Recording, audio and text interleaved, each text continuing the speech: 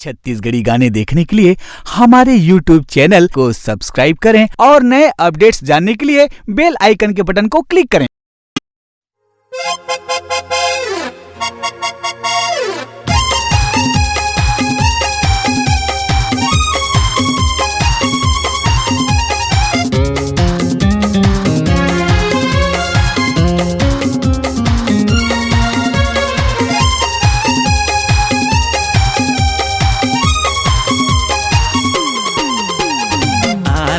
तोर संग खुल्ला म खुल्ला प्यार करता हूँ, आना तोर संग खुल्ला म खुल्ला प्यार करता हूँ।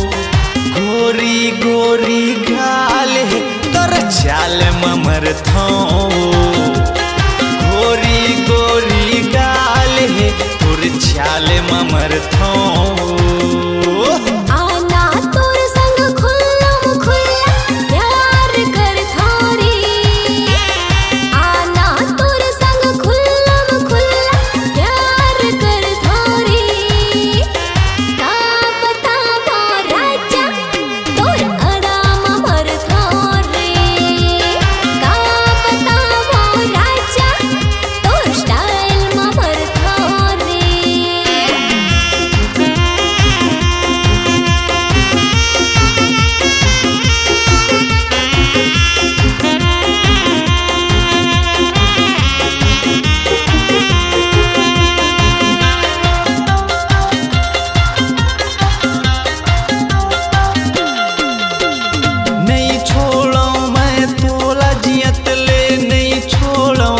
साथ वो खातिर मोर पगली भले बिगड़ ही जात वो।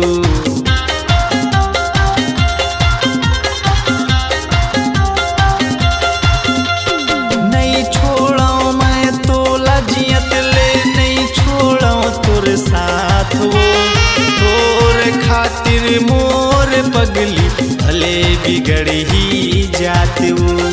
तोर खातिर मोर पगली भले बिगड़ ही जात वो।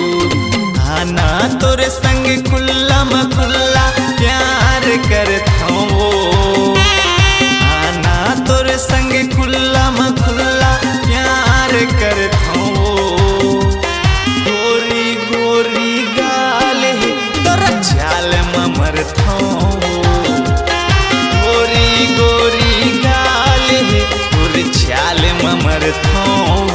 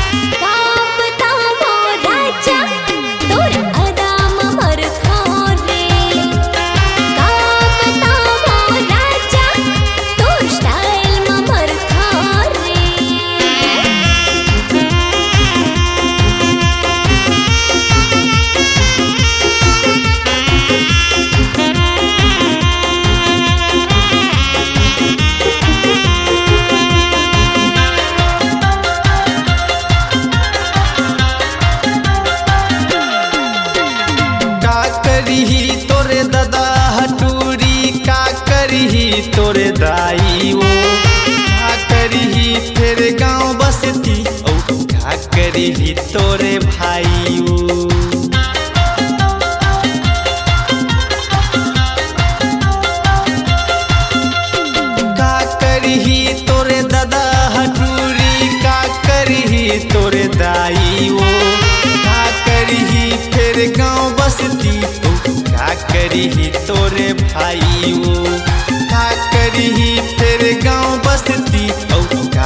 रही तोरे भाई वो, आना तोरे संगे खुल्ला में खुल्ला प्यार करता हूँ, आना तोरे संगे खुल्ला में खुल्ला प्यार करता हूँ।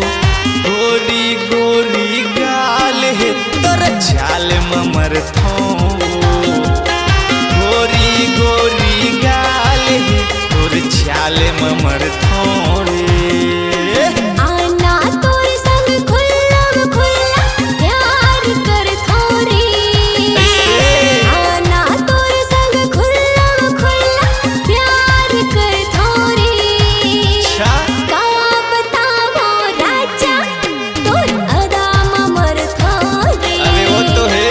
का बतावो राजा तोर स्टाइल में मरता हूँ ओ रे। बेबी गोरी गोरी गाल है तोर चाल में मरता हूँ, का बतावो राजा तोर स्टाइल में मरता हूँ रे, तोर चाल में मरता हूँ, तोर अदा में मरता हूँ रे, दोनों गाल में मरता हूँ। तोर अदा में मरता हूँ रे। Murder is thy. छत्तीसगढ़ी लोक कला मंच बीजा भाट बेमेतरा की प्रस्तुति माया के अंजोर, जिसके गायक कलाकार हैं आशीष दीवाना और गायिका संतोषी दीवान। कार्यक्रम हेतु संपर्क करें, संपर्क नंबर है 9589543471। माया के अंजोर। आपकी आवाज ही आपकी पहचान है। यदि आप अपनी आवाज को एक नया आयाम देना चाहते हैं तो चले आइए मल्टी ट्रैक डिजिटल रिकॉर्डिंग के लिए AVM audio video studio, Khabtarai, Raipur 9301523929 93296 98047। आपकी आवाज ही आपकी पहचान है। यदि आप अपनी आवाज को एक नया आयाम देना चाहते हैं तो चले आइए मल्टी ट्रैक डिजिटल रिकॉर्डिंग के लिए AVM audio video studio, Khamtarai, Raipur. Mobile number 9301523929 और 7869646201।